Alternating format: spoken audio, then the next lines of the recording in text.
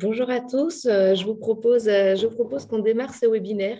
On est très heureux de vous accueillir pour ce nouveau webinaire de septembre consacré aux indexations tarifaires 2022.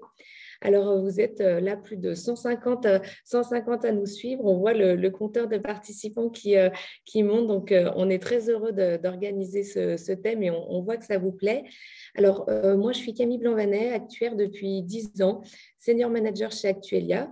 J'ai toujours travaillé comme consultante, alors auprès de différents types de structures, avec des missions relativement variées, que ce soit en régie, en interne, et j'ai notamment travaillé sur le processus de souscription et d'indexation tarifaire, sujet de notre webinaire de ce matin. Alors l'année dernière, à la même époque à peu près, on vous avait déjà proposé de vous parler d'indexation tarifaire, notamment parce que le contexte d'il y a un an était particulièrement atypique du fait de la crise du Covid. Finalement, un an après, aujourd'hui, 28 septembre 2021, le contexte reste toujours atypique. Et depuis mi-août, beaucoup de nos clients nous ont interrogés sur les évolutions de consommation qu'on avait pu observer, sur les impacts du 100% santé. Et finalement, c'est ce qui nous pousse aujourd'hui à vous reproposer ce thème, thème particulièrement d'actualité parce qu'on sent bien que les instances sont en cours de validation des cotisations pour 2022. La majorité des instances vont avoir lieu souvent entre la semaine prochaine et première semaine d'octobre. Donc, on voit que c'est un thème qui intéresse. Et là, vous allez voir, vous êtes quasiment plus de 200 aujourd'hui. Alors, l'idée, ça va être de vous restituer les observations sur les consommations 2020 et 2021, fondées sur le panel de nos clients, fondées sur ce qu'on a pu observer, avec comme objectif de conclure sur des préconisations techniques d'indexation tarifaire pour 2022. Avant de rentrer dans le vif du sujet, je vous propose, pour ceux qui ne nous connaissent pas, de vous présenter en quelques mots le cabinet Actuelia. Alors, Actuelia a été créé il y a maintenant 8 ans. On démarre au 1er octobre le 9e exercice. On est plus d'une trentaine de consultants aujourd'hui et on accompagne plus de 120 organismes, des mutuelles, des institutions de prévoyance, des assureurs. Et on voit que les missions pour lesquelles on est sollicité continuent toujours de se diversifier. Alors, on est toujours très sollicité sur Solvabilité 2, mais que ce soit Solvabilité 2, c'est vaste, hein, donc que ce soit sur des parties calculatoires, mais aussi sur l'accompagnement dans la montée en compétences des administrateurs, des personnes clés, des directions, sur l'organisation de la gouvernance.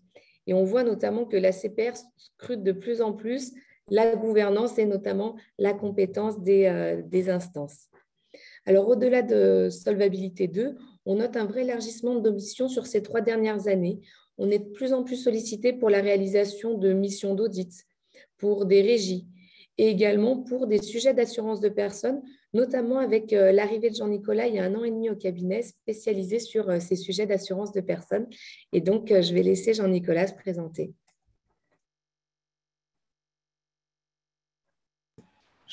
Bonjour à tous, je suis Jean-Nicolas Marillet, je suis actuaire depuis aussi 12 ans et senior manager chez Actuelia. J'ai un parcours mixte compagnie et cabinet de conseil et j'interviens principalement sur les missions en lien avec la tarification et la souscription, on y reviendra un petit peu après. Et je suis très heureux de participer à ce webinaire avec vous sur des sujets que j'ai pu par ailleurs traiter de manière fine en compagnie. Alors, le sujet d'aujourd'hui, c'est la révision tarifaire pour 2022. Beaucoup de nos clients nous ont interrogés et sollicités sur ces problématiques, notamment sur les impacts du Covid et d'un rattrapage éventuel, sur les impacts de la résiliation infra-annuelle, de la portabilité, ces 2 éléments ayant un impact sur vos effectifs, sur les impacts du 100% santé. Alors, le 100% santé, qui, même s'il est entré en vigueur en 2020, n'avait pas beaucoup produit ses effets l'année dernière du fait du contexte sanitaire. On verra que pour 2021, les impacts sont beaucoup plus visibles. Alors, pendant la présentation, n'hésitez pas à poser vos questions sur le chat.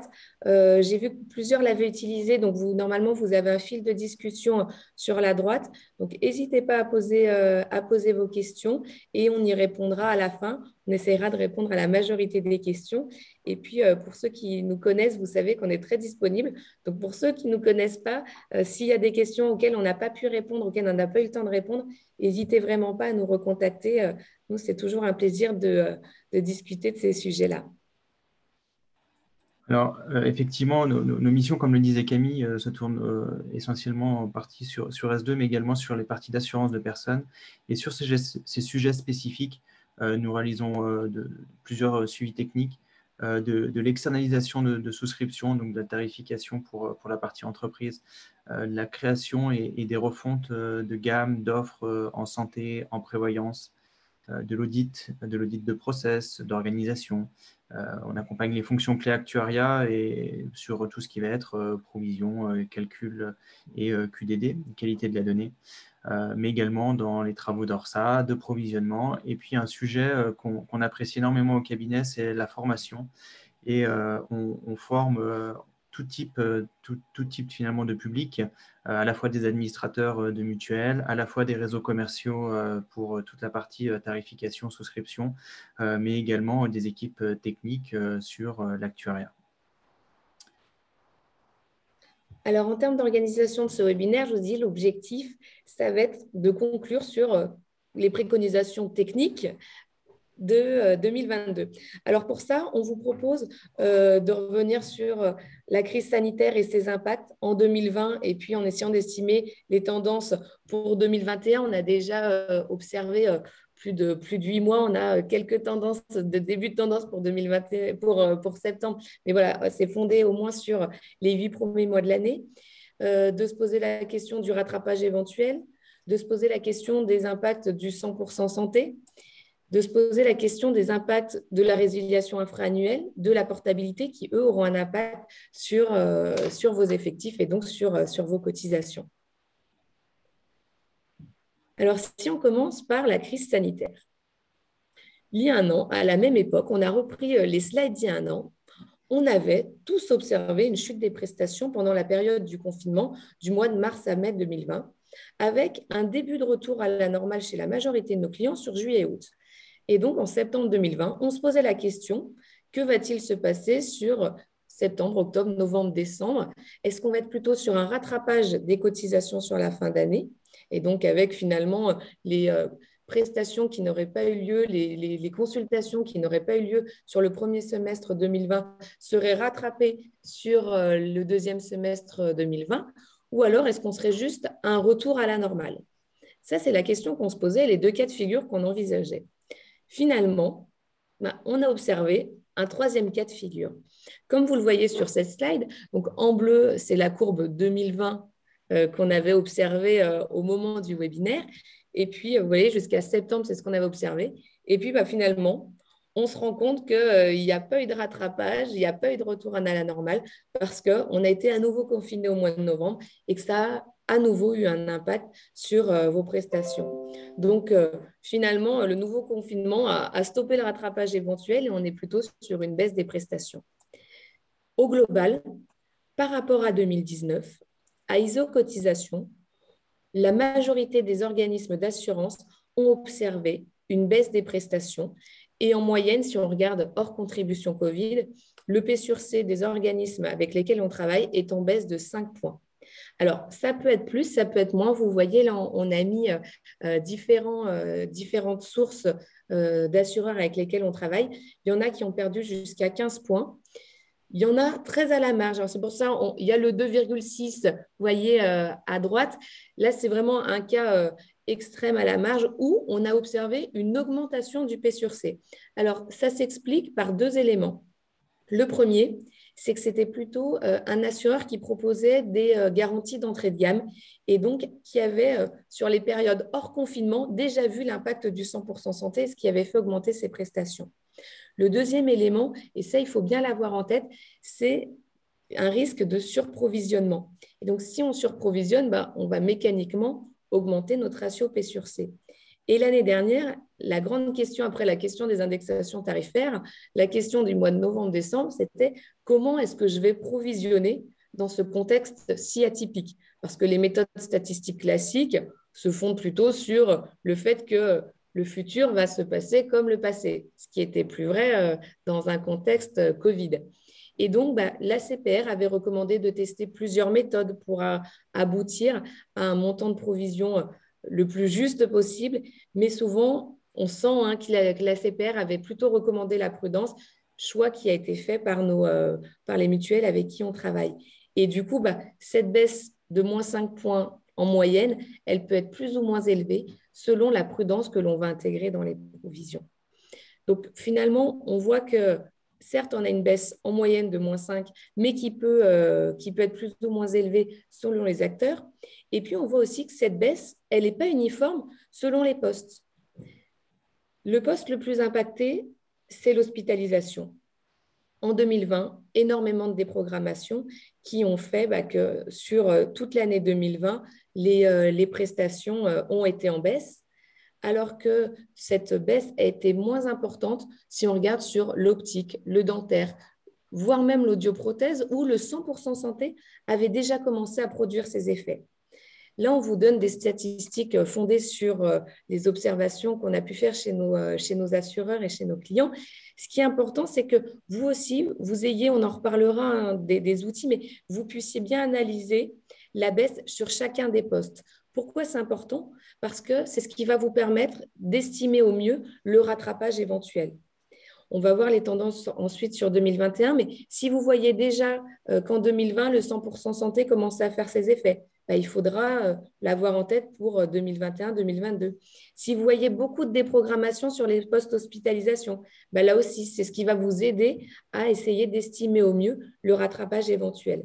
Donc, l'analyse par poste est particulièrement importante quand on veut essayer de projeter au mieux l'année.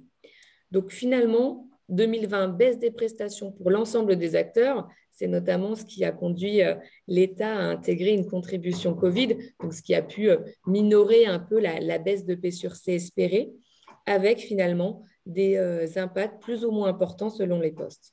Donc là, on avait une année 2020 complète, et puis on va se poser la question des tendances pour 2021. Alors, avant de se poser la question, on voulait faire un petit sondage, même si on a un peu répondu en partie à la question. On va vous lancer un sondage que je vais démarrer. Normalement, vous devez le voir apparaître. Est-ce que vous avez déjà noté que vos prestations avaient été impactées par le 100% santé?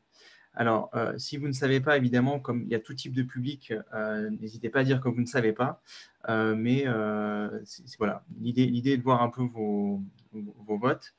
En fonction, je vais laisser un petit moment. Il y a déjà presque plus de 60% des gens qui ont répondu. Alors, je vais encore laisser quelques instants. Je vais mettre fin au sondage. Hop. Alors, désolé, j'ai mis fin au sondage et je vous partage le résultat.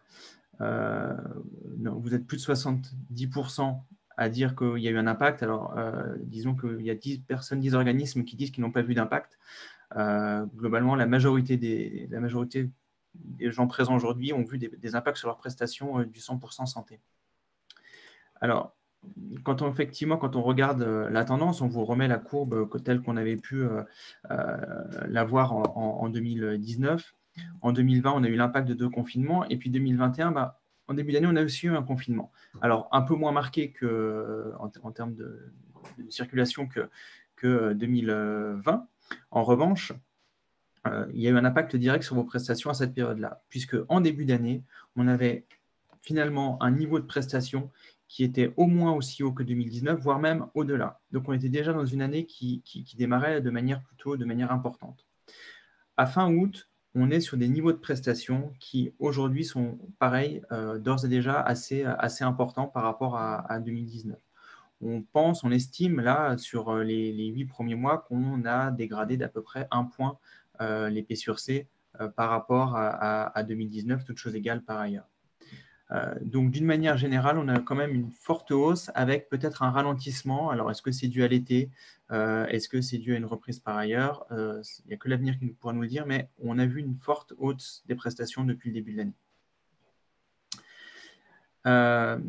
Si maintenant on s'intéresse aux 2 sujets, parce que pour l'instant on a quand même beaucoup parlé du 100% santé, mais au-delà du 100% santé, la fin d'année 2020 avait été marquée par la mise en place aussi de la résiliation infra-annuelle.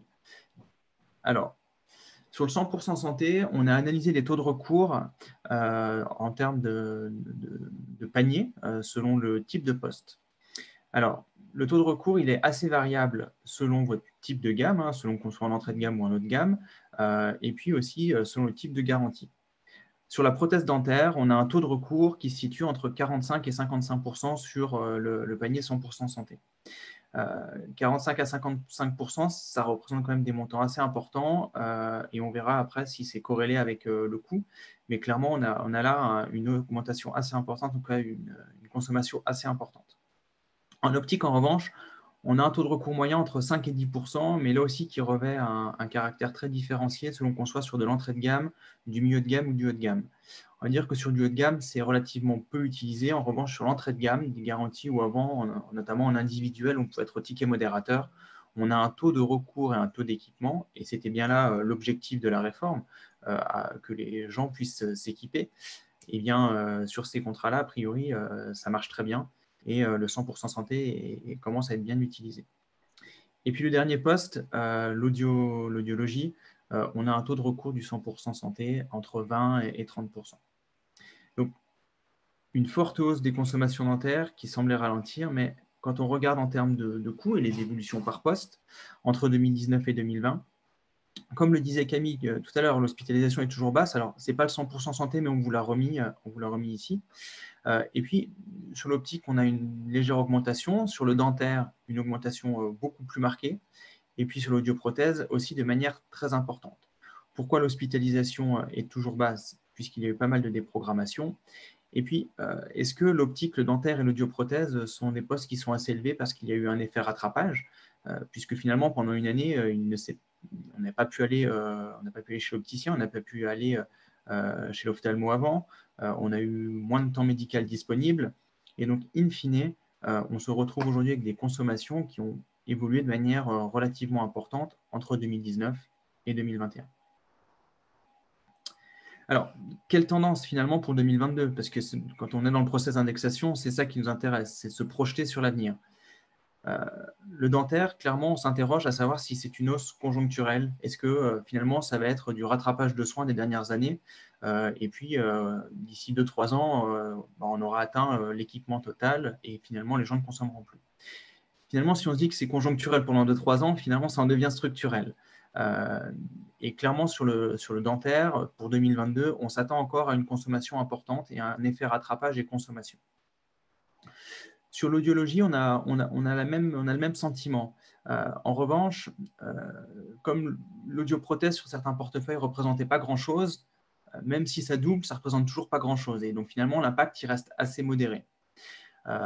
Par contre, on a des points de vigilance, les portefeuilles de retraités, où l'audiologie pouvait déjà représenter 1,5, 2% des prestations. Ben, sur ces postes-là, en tout cas ces types de portefeuilles, on a vu et on s'attend encore peut-être à un effet de consommation pour les années à venir.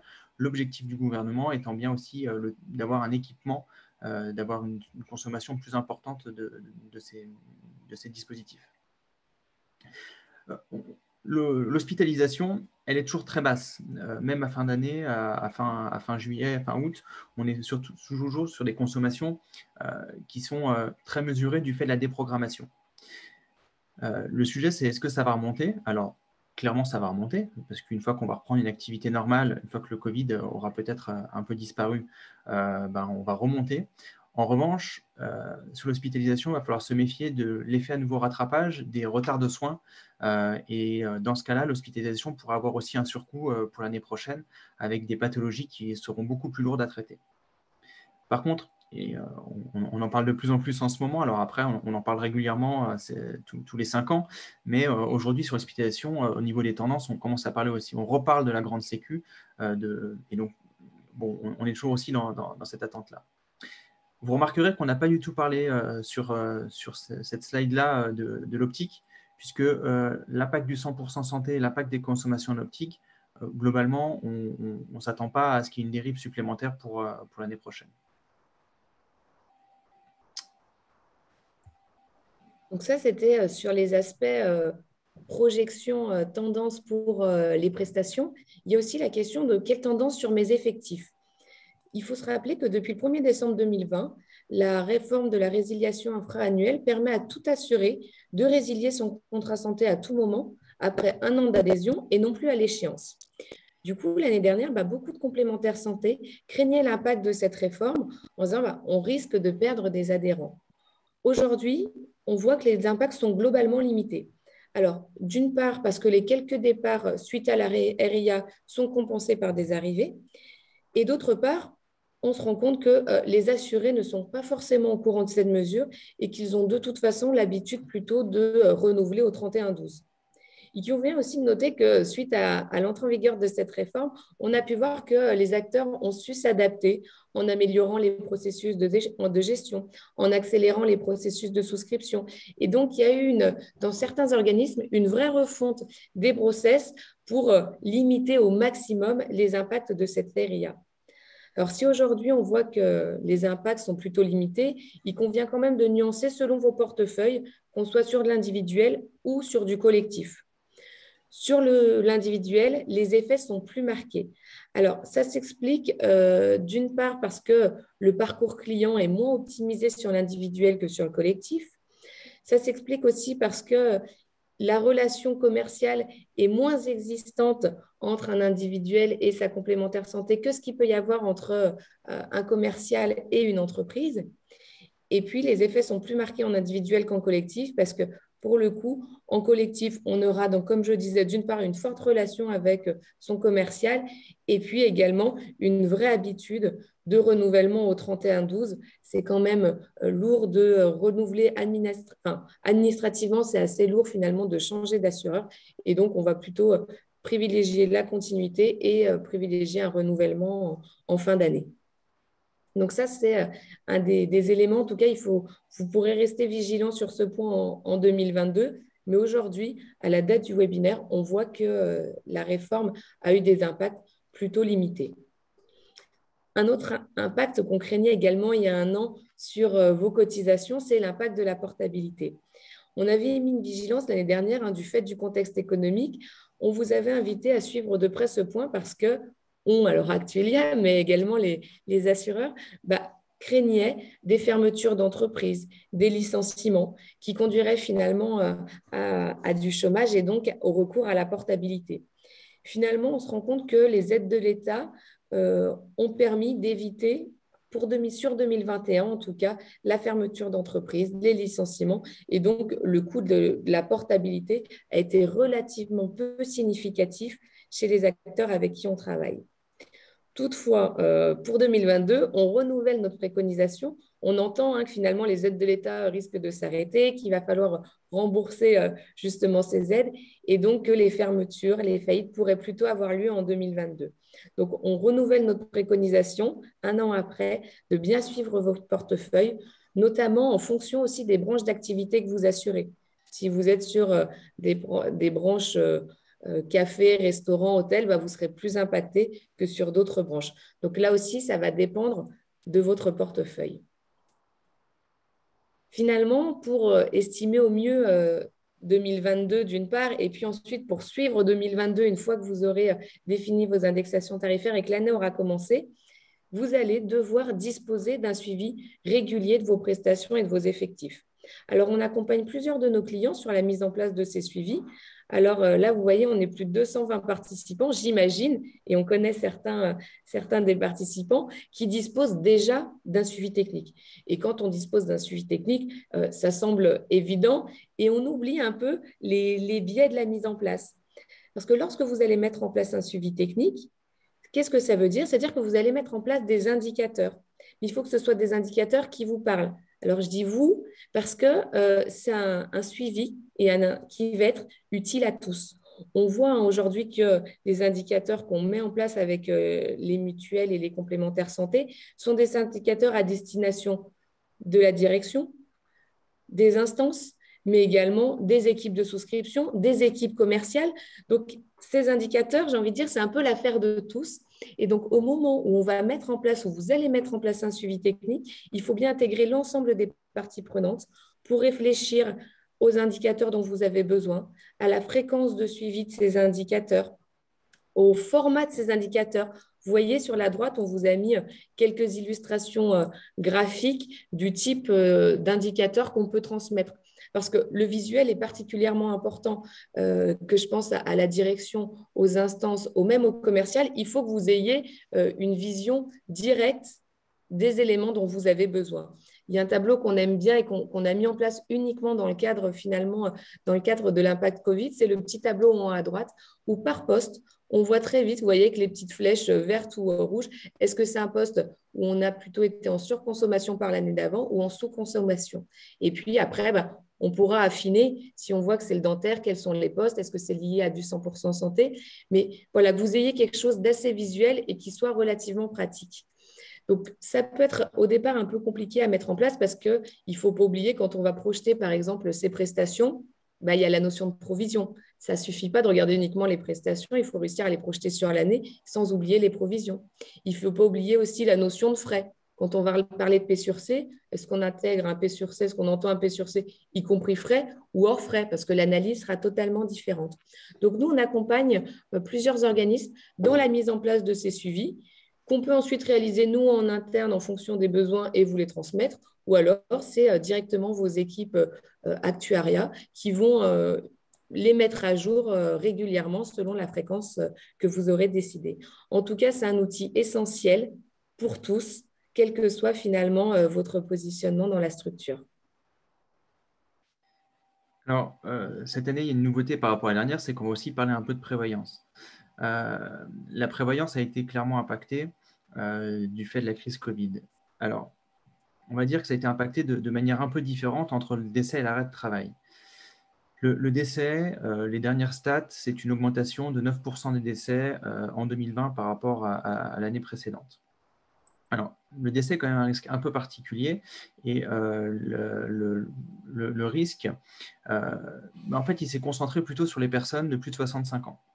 Donc déjà, quand on parle de contrats collectifs ou individuels, les collectifs assurant des salariés, la grande majorité a quand même moins de 65 ans. Donc votre portefeuille collectif ne va pas être impacté de la même façon qu'un portefeuille individuel. Ça, c'est le premier sujet. Il y a un autre sujet qui est que finalement, cette répartition des décès, cette augmentation des décès a été aussi inégale entre départements. L'Île-de-France, PACA et les Hauts-de-France ont été quand même particulièrement touchés quand d'autres départements ne l'ont pas été.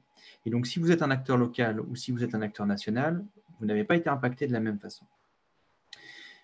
Dans ces 9%, il ne faut pas oublier qu'on a une population française qui est une population qui est vieillissante.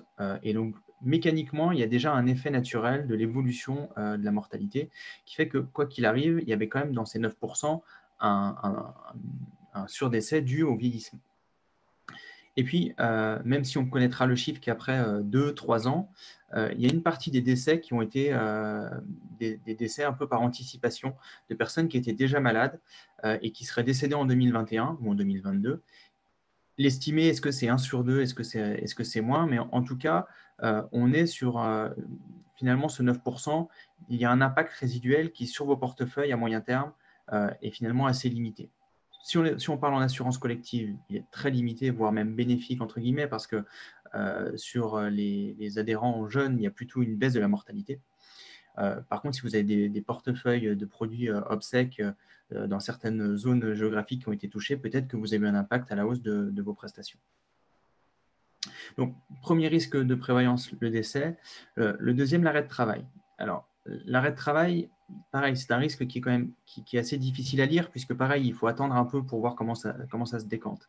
En tout cas, le premier point qu'on a pu noter auprès de différents acteurs, c'est que les provisions que vous aviez constituées, donc finalement les sinistres qui étaient nés en 2019, les gens au mois de mars, ils ne sont pas retournés travailler, ils sont restés quelque part chez eux en arrêt afin d'éviter qu'il y ait un sujet supplémentaire d'infection. Et donc, du coup, finalement, l'impact de 2019 en 2020, il est encore assez fort. Et on a une année qui est assez haute en termes de sinistralité, du fait des provisions. Est-ce que les gens vont les reprendre en 2021? Est-ce qu'ils ont repris ou est-ce qu'ils reprendront d'ici la fin de l'année? Une fois qu'on est en arrêt, c'est un peu dur d'en sortir parfois. Et donc, peut-être que ce niveau de sinistralité 2019 va rester à un niveau élevé.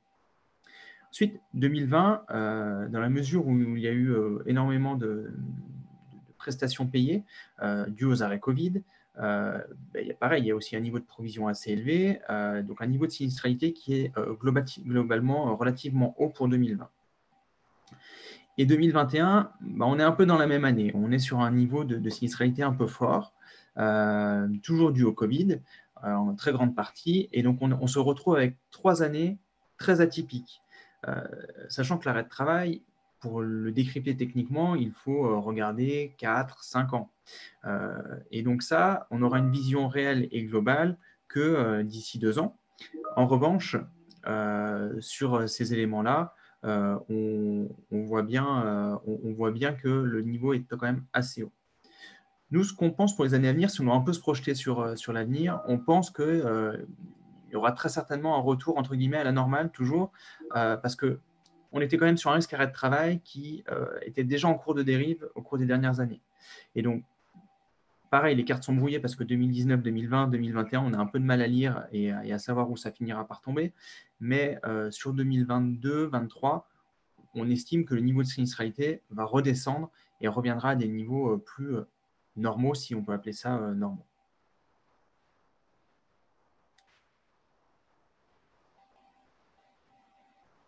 Il faut remettre le micro, Camille.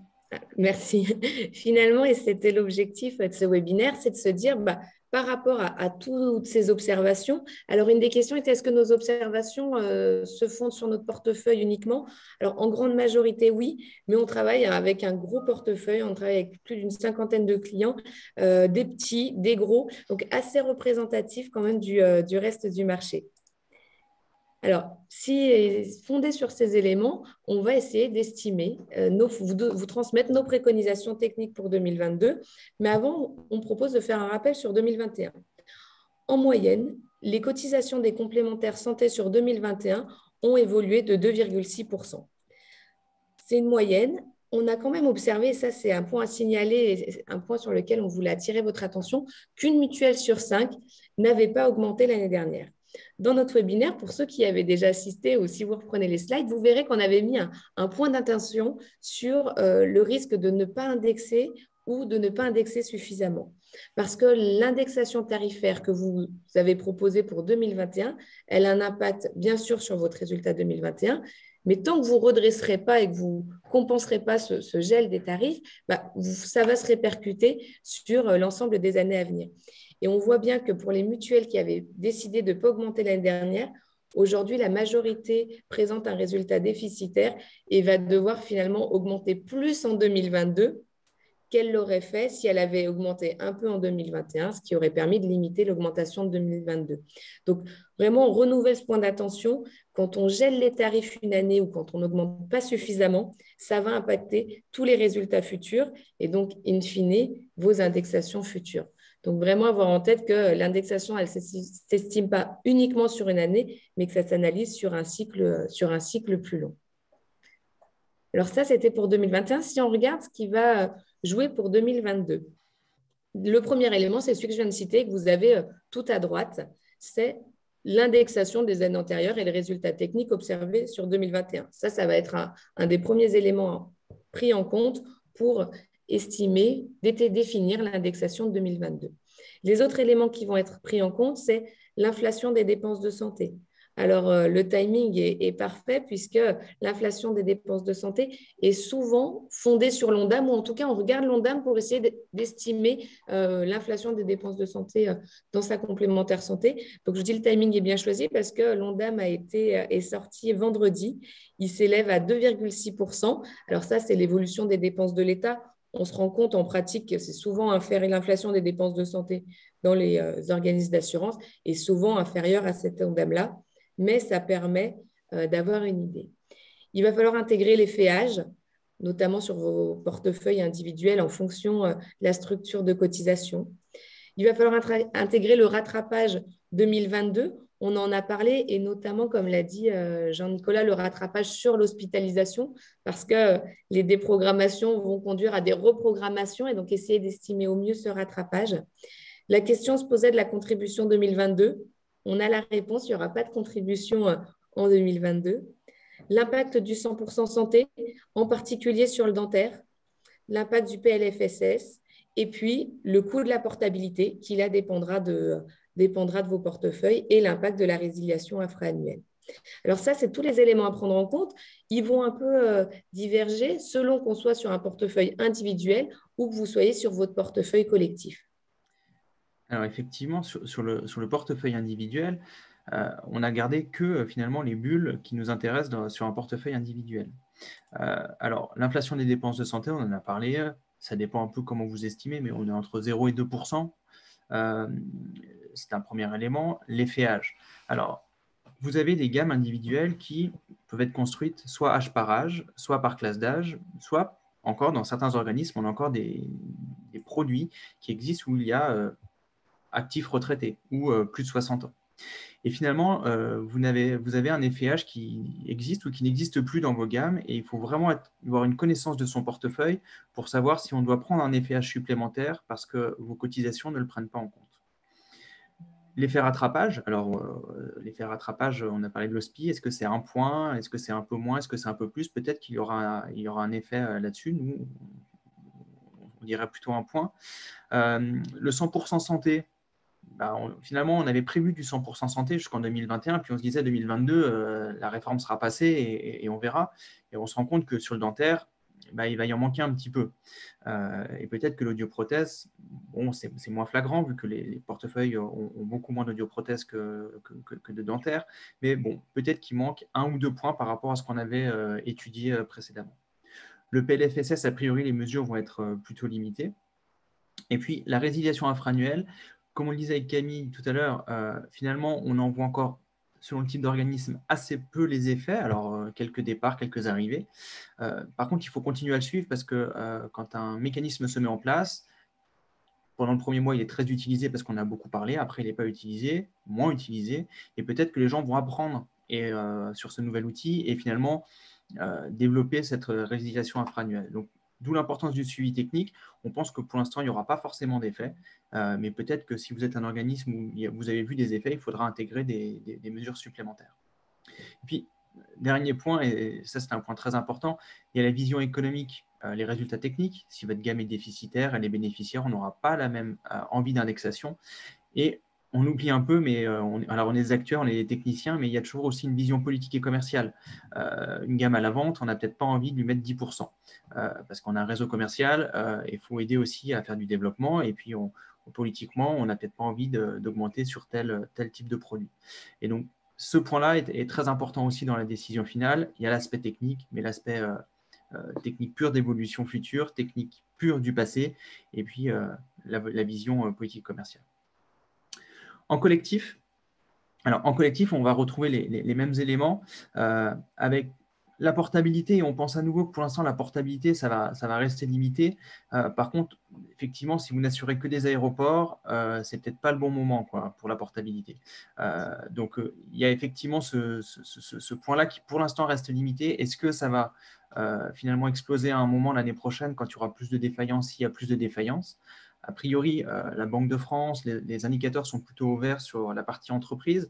Au contraire, on cherche de la main-d'œuvre, donc ça veut dire qu'il y a quand même un sujet et que la portabilité devrait être pas si élevée que ça, sauf dans certains secteurs qui pourraient être un peu plus sinistrés. L'effet âge, pareil, on l'a mis en grille en collectif. Vos portefeuilles en moyenne ont à peu près toujours le même âge moyen, mais peut-être que sur quelques contrats, vous n'avez peut-être plus que des retraités. Alors, ils ne devraient pas être en collectif, mais en individuel. Donc, il faut quand même avoir une vision de son portefeuille un peu fine. La résiliation infra-annuelle, alors pour le coup, sur le collectif, quelques acteurs, enfin quelques compagnies, quelques mutuelles ont vu des impacts de la résiliation infra-annuelle sur le collectif parce que finalement, en cours d'année, on a plus de temps qu'en fin d'année quand c'est la clôture. Mais bon, pour l'instant, ça reste globalement limité. Finalement, on voit qu'il y a beaucoup d'effets et d'éléments à prendre en compte quand on va vouloir estimer l'indexation tarifaire 2022. Aujourd'hui, nous, d'après toutes nos observations, on se rend compte que l'indexation technique serait située entre 4 et 6% hors FEH. Et en discutant avec nos clients, on a le sentiment que cette indexation technique, c'est bien l'indexation qui sera appliquée, donc qui se situera entre 4 et 6%.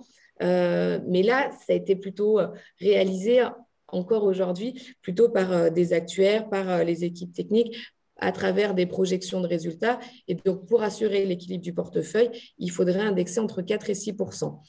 Pour autant, comme l'a dit Jean-Nicolas, il ne faut pas oublier derrière la vraie vie, j'ai envie de dire, c'est-à-dire la vie du marché, que va proposer l'ensemble du marché, comment est-ce que je peux indexer de 6% une nouvelle gamme? Quelle est la réaction de mon équipe commerciale?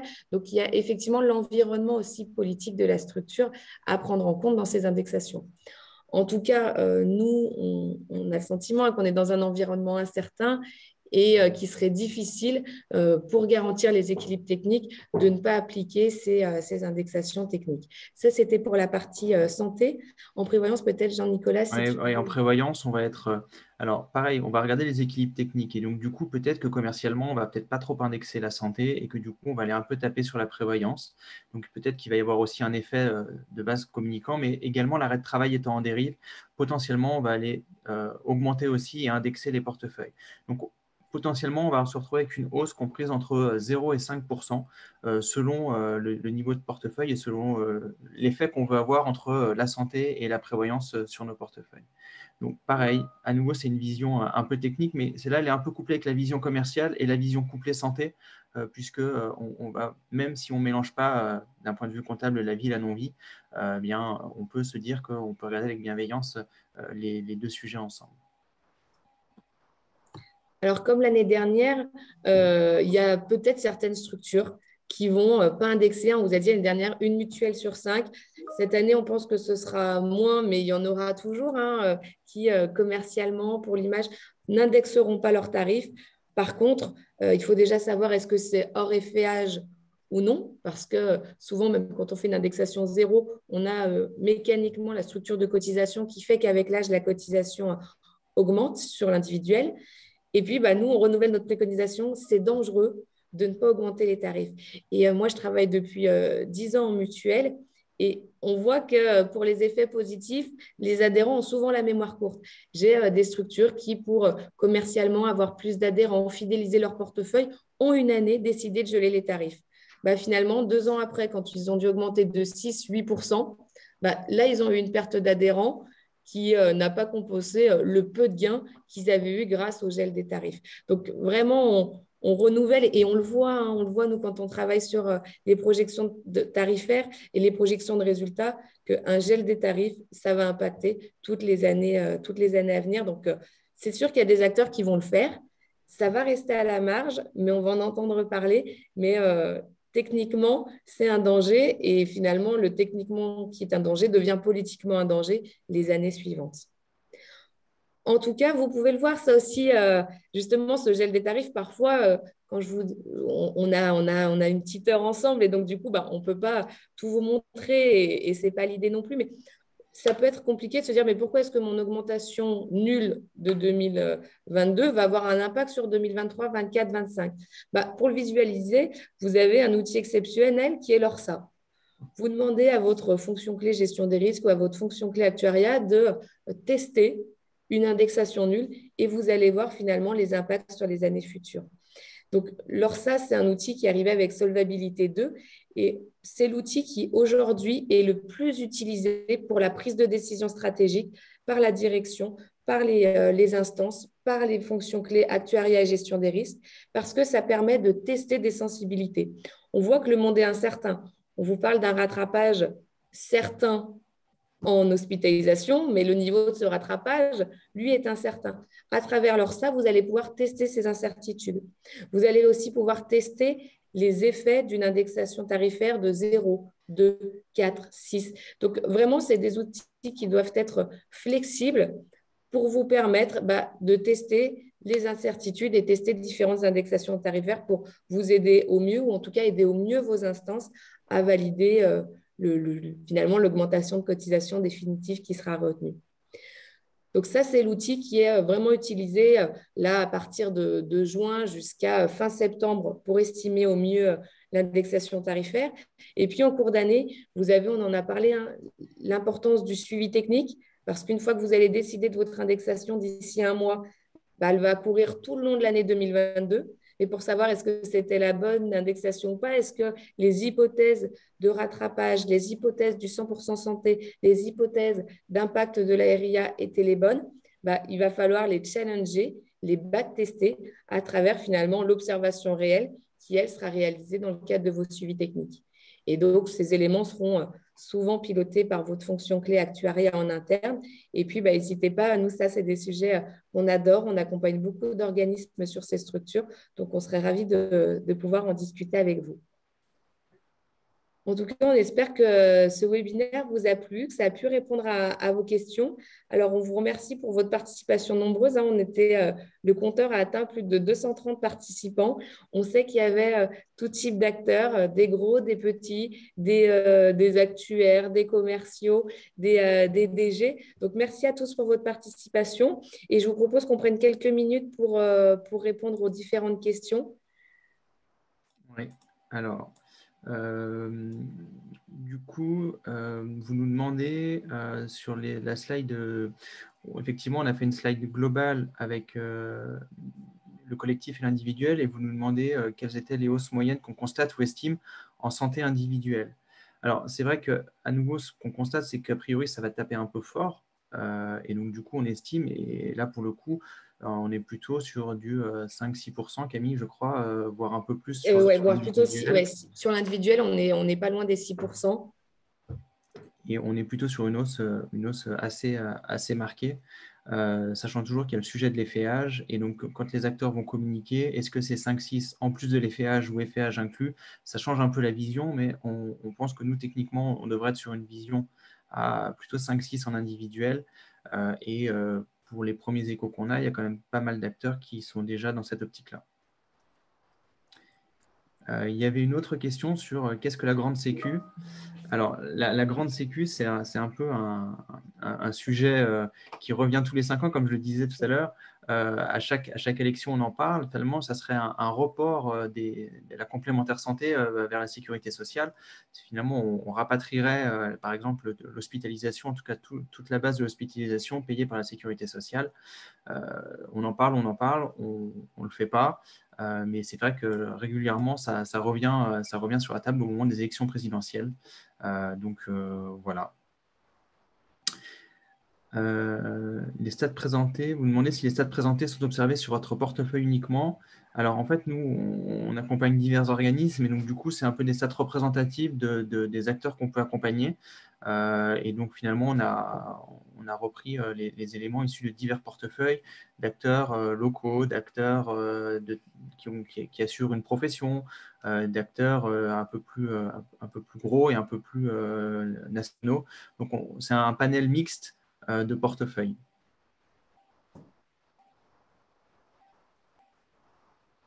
Alors, je ne vois pas d'autres. S'il y a 2 autres questions qui sont arrivées après, tout en bas, Camille. Ah oui.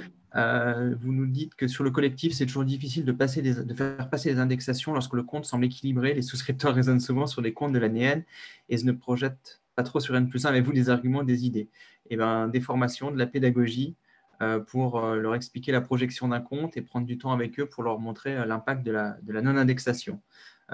Et ça, ça passe plus par de la formation et des exemples concrets avec les équipes commerciales et les équipes de souscription pour porter ces messages techniques qui sont effectivement très importants puisque ne pas indexer un contrat collectif a des impacts aussi. Ça en a plus en individuel, mais en collectif, ça en a clairement. La projection sur 1, 2, 3 années est un exercice qu'on doit faire au moment de la souscription, notamment quand on rend la copie au commercial. C'est important d'avoir ces éléments-là pour expliquer et faire de la pédagogie à nouveau sur spécifiquement ces points. Et si je peux rebondir, j'ai quelques clients qui avaient assisté au webinaire l'année dernière et qui m'ont dit que pour leurs équipes commerciales, ils avaient repris les slides où on vous a mis, vous savez, tous les petits ronds pour expliquer, attention, il y a tel impact, tel impact, tel impact. Et voilà, donc n'hésitez pas, hein, on vous enverra les slides, même à repiocher quelques éléments. Et je sais que ça avait permis de justement essayer de se projeter sur l'année +1 de manière assez pédagogique. Alors, une autre question dans la partie, questions-réponses. Vous demandez si la RIA, segment individuel, on a constaté plus de résiliation globale par rapport aux années précédentes. Alors, est-ce qu'il y a plus de résiliation ou moins de résiliation? Ça, à nouveau, ça dépend des acteurs et avoir une réponse ferme et définitive, c'est toujours compliqué. Il y a des acteurs qui ont vu beaucoup de résiliation au mois de janvier, au mois de février, dû à la résiliation infra-annuelle. Et comme le disait Camille tout à l'heure, ce sont les acteurs qui n'avaient pas forcément une gestion adéquate. Et donc, du coup, il y a eu quelques couacs en début d'année et ils ont vu le taux de résiliation augmenter de manière importante. Du coup, vous donner une réponse plus fine que celle-là, ça dépend vraiment du type d'acteur. Il n'y a pas plus ou moins de résiliation, mais on note que la résiliation infra-annuelle commence à faire quelques effets. Camille, si tu veux prendre… J'ai l'indexation 2022 pour les collectifs serait plutôt vers les 4%. C'est une moyenne, c'est le sentiment qu'on a, ce qui est déjà assez élevé, mais on a vu du 4, 5, 6. Donc, on est plutôt au moins à 4%. Alors, le non-renouvellement de la taxe Covid peut-elle être révisé pour 2022? Alors, je crois, Jean-Nicolas, tu me confirmes, a priori, pour 2022, non. Mais on a eu l'info courant du mois de septembre parce que notamment dans les ORSA qu'on a pu réaliser, un des scénarios de stress test, c'était la pérennité de cette taxe. Pour 2022, a priori, elle n'y sera pas. On peut quasiment le confirmer, alors à moins d'une surprise, mais ça a l'air d'avoir été confirmé.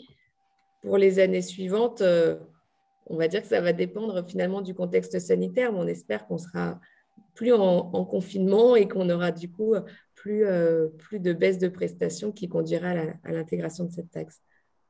Avec quand même un petit point, c'est que cette non-augmentation de la contribution est liée à une non-indexation de vos cotisations. C'est une petite phrase qu'on a rajoutée par la ministre de la Santé. Hein, et clairement, si on se base que d'un point de vue technique, on voit que c'est clairement impossible. Mais l'idée de cette non-augmentation de la contribution Covid, elle était aussi liée à cette non-indexation des cotisations. Comme je vous le dis, hein, on sait que ce n'est pas possible, on verra ce que fait le gouvernement, mais pour 2022 à ce stade, elle ne sera pas reconduite. Alors, en prévoyance, la fourchette est un peu large. Alors oui, elle est un peu large, c'est vrai. Après, c'est une info et ça dépend vraiment… Pourquoi est-ce que cette fourchette est large? Parce que ça dépend réellement de votre politique et de ce que vous avez envie de faire entre la compensation santé et prévoyance potentiellement.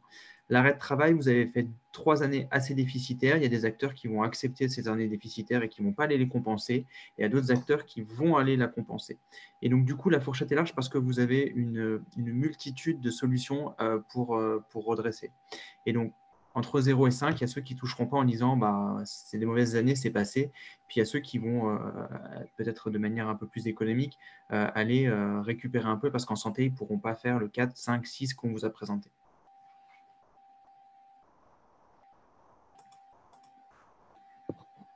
Est-ce qu'il y a d'autres questions? Alors là, je crois qu'il y avait une question sur l'augmentation des durées d'arrêt de travail suite à l'augmentation des causes psychologiques. Alors moi, je ne l'ai pas dans le… C'est dans le fil de discussion. D'accord. Tac, hop. La tendance à l'augmentation du code psychologique, la tendance n'est pas l'augmentation de la durée des arrêts. Alors si, c'est ce qu'on vous disait tout à l'heure, c'est que les arrêts de 2019 sont toujours en cours, les arrêts de 2020 aussi, et que clairement, sur l'arrêt de travail, on a une augmentation des durées.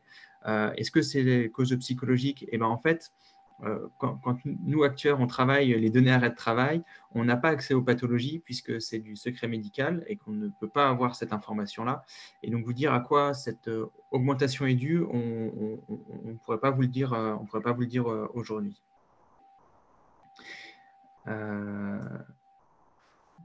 Alors, l'impact du forfait patience urgence, effectivement, l'an passé, ça avait été une question du coût supplémentaire.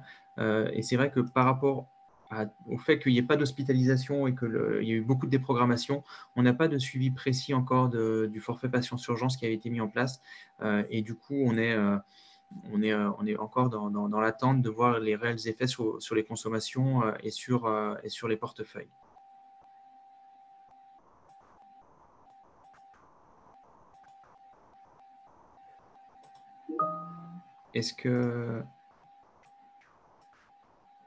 Est-ce qu'on a répondu à vos questions? Il est 11 heures. En tout cas, merci à tous pour votre participation. Si vous aviez d'autres questions qui venaient après, n'hésitez pas. Jean-Nicolas et moi-même sont disponibles pour échanger avec grand plaisir. On vous enverra donc voilà d'ici demain le temps qu'on combine l'enregistrement et les slides par mail à tous les inscrits. Et puis, bah, comme je vous dis, n'hésitez pas. C'est vrai que ça avait été plutôt des bons retours auxquels on ne s'y attendait pas, mais plusieurs clients nous ont dit, ah, ben, on a réutilisé vos slides pour notre conseil d'administration, pour nos commerciaux. Donc, voilà, on vous les envoie et partagez-les avec plaisir. Merci à tous et très bonne journée et on espère à bientôt. À très bientôt. Au revoir. Au revoir.